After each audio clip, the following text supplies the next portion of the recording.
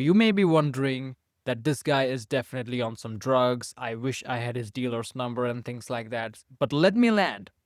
Bear with me as I explain to you why Mohammed bin Sulayem may not be the hero we wanted, but he is definitely the hero that we need. And we need to go all the way back to 2001 when Formula One management, led by Bernie Ecclestone, and the FIA, whose president at the time was Max Mosley, these two guys brokered a deal.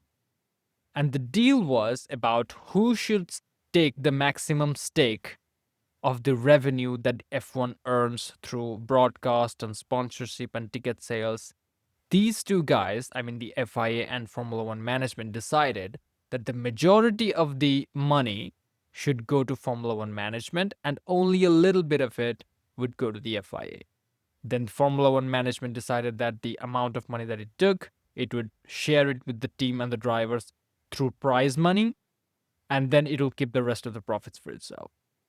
Now, the problem is Bernie Ecclestone, the CEO of Formula One Management, and Max Mosley, the then president of the FIA, these two guys were friends. So everybody around the public speculated that this was some sort of insider trading, and Max Mosley definitely had something to gain, although there were no public records that showed Max Mosley gaining any kind of financial advantage through this kind of horrendous deal. Anyway, regardless of the internal dealings between Max Mosley and Bernie Ecclestone, the FIA got fucked because of that deal. As you can imagine, they had very little money to run all of their operations, and their operations are significant.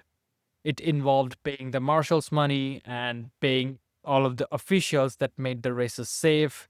It also involved all of the road safety initiatives that the FIA took all around the world. And most importantly, the FIA struggled to support the member organizations because the FIA didn't have that much money to begin with. All of the money, it was going in managing races and WEC and all this type of series around the world, and they had very little money left. So essentially, over time, the FIA kind of became the bitch of Formula One management and F1. These two motherfuckers kind of pushed the FIA to bring out whatever they want to do and change the sport based on their liking to maximize their profits and control over the sport even further. Until Mohammed bin Sulayem entered the scene.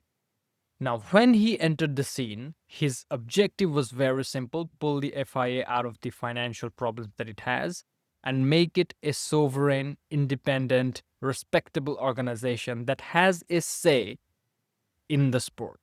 So the first thing he did is that he changed the internal structure of the organization, changed the teams, changed the designation of a lot of people, moved people around in order to do some cost cutting. There were a lot of redundant roles. There are a lot of administrative people who didn't do shit, just went around, drank coffee, and repeated other people's efforts. So Mohammed bin Sulayem made sure that this kind of shit didn't happen and the internal processes were efficient. Another thing he did was introduce multiple financial audits throughout the financial year and a lot of other small internal things, using new automation technologies and stuff like that to make the processes of the FIA more efficient.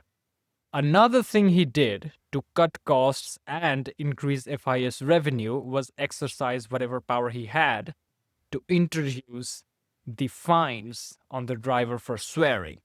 If you do some moral injury to the FIA, you will be fined. Now, what defines as a moral injury? It was completely up to the discretion of the FIA, and this was obviously received with a lot of hate and a lot of anger. I don't blame anyone for being angry at all of this because this is ridiculous. Everybody, including myself, was pissed off when this type of rule came out. But you have to understand that the FIA's hands are tired. It's 100-year-old deal. They have to make money in some type of way in order to have a say in the sport, in order to have some kind of sovereignty, some kind of self-respect when entering discussions with Formula One management, Bernie Ecclestone, and all of the team principals and the drivers. So because of these changes, because of these new fines and the internal restructuring, the FIA started to gain some more power. The first exercise of power you may have remembered is in 2022 when the drivers and the teams requested FIA to increase the number of sprint races from 3 sprint races in the calendar year to 6. The FIA eventually agreed to 6 sprint races because we do have 6 sprint races in a calendar year. But at the time, the FIA told the team and Formula One management to kind of just wait. And during this waiting period, which was not well received by the team and everybody else, they kind of slandered Mohammed bin Sulayem's name by accusing FIA of greediness. The real reason why MBS did that is because he wanted to ensure they have enough funds to manage 3 extra sprint races in a calendar year. Because as I mentioned earlier, as I have shown you in that pie chart, which was scientifically designed, the FIA doesn't have a lot of money to begin with, and they are in charge of marshalling the entire event and having officials around the track and just basically the logistics of it. So they wanted to make sure they have the money, and that's why Mohammed bin Sulayem put a stay and delayed that decision, while even though eventually later on he agreed to it. Another example is Ben Sulayem's introduction of Cadillac.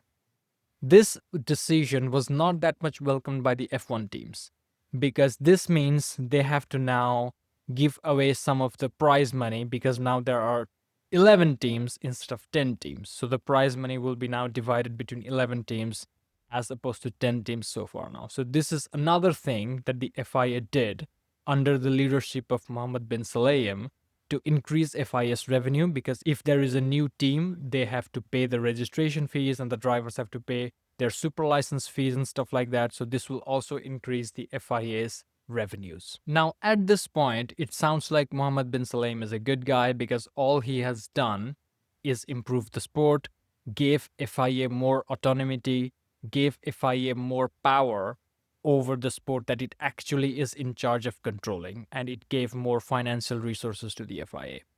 The only area of complaint is that multiple people leaving the organization. So this guy, Robert Reed, the deputy president of FIA, and the F1 race director Neil Swittich, and the first ever CEO of the FIA, Natalie Robin, these all people resigned under mysterious circumstances, and the reasons they cited are very inconclusive. The allegations in themselves were heavy, but they didn't say anything specific. They said that the way Ben Sulayem worked lacked transparency, things were being done without due process, and things like that. What I'm thinking is, what I'm assuming, or what I'm extracting, what I'm able to extract from these people's statements is that Ben Sulayem is kind of like a gung-ho type of guy. He is like, we need to do this, we need to do that, fuck the protocol, we need to move faster because we don't have that much money and we cannot delay these decisions. Maybe something along those lines, but I guess we'll never know. And because of all of these decisions, whether it is people leaving, whether it is internal restructuring, whether it is drivers' fines, the FIA finally started to get some profit. They have turned a deficit of over nearly 20 million euros into a profit of more than 4 million euros within 4 years. That's actually a very commendable performance.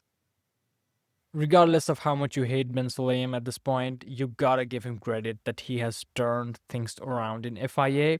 Maybe not in the way you exactly want to, but the results speak for themselves. And because of this amount of money, FIA was finally capable of supporting the member organizations. And this is a list of all of the presidents of the FIA member organizations who have declared their open support for Mohammed bin Sulayem and supporting him for his second term as the FIA's president. So it's definitely going to happen. The writing is on the wall. Mohammed bin Sulayem is going to be the president of the FIA second time in a row, and we have nobody but Bernie Ecclestone to thank for this. If he had not made that rule, it would have not crippled FIA financially. The member organizations would have enough money and they would actually vote for a FIA president who is capable of doing his job in a proper and just way. But because Bernie Ecclestone decided to fuck the FIA, thanks to his whatever deal he had with Max Mosley, the FIA member organizations become desperate for money because they need money to survive as well. They kind of had to go with a guy who would promise them that financial security, and Mohammed bin Sulayem's ways, regardless of how controversial they might be, they bring the results. That's all I have to say about this. Now, how will this affect the sport in general going forward? Will there be more fines to increase the FIA's financial reservoirs? I don't know. I guess we're gonna find out. Thank you for watching, like and subscribe, and I'll see you in the next one.